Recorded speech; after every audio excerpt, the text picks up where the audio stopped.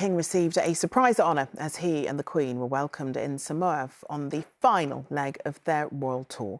Charles and Camilla were given a traditional tea ceremony, and one village bestowed him with their highest accolade, as our royal editor Chris Shipp reports.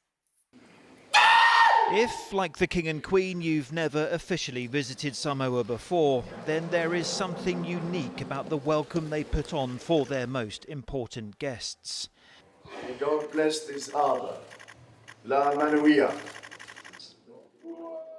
The King dressed down in a bush jacket to reflect this island's relaxed dress code. In one village, they bestowed on him the title of High Chief, which meant Charles arrived here as one king and left as two.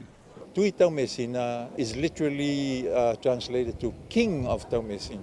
The village elder told us they are sending their new king and ours back to the UK with a piece of Samoa. We understand how difficult it is for somebody who is suffering cancer, and we admire his tenacity, and if he goes back to Great Britain, he's part of us. Royal tours usually last several days, but the King needs to be back home for cancer treatment, so they squeezed everything into one day here, including a reminder that small island nations suffer the pollution from countries much bigger than their own. The worst problem we are facing, and that is the issue we're trying to delete, is the plastic, because that endangers the species. And the other lesson of the day, they are not called rainforests for nothing.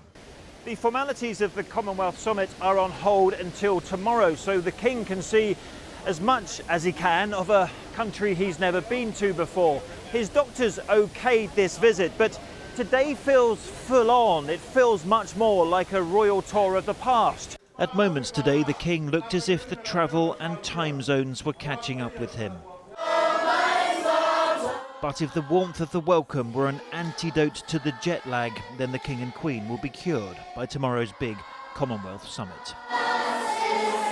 Chris Shipp, ITV News, Samoa.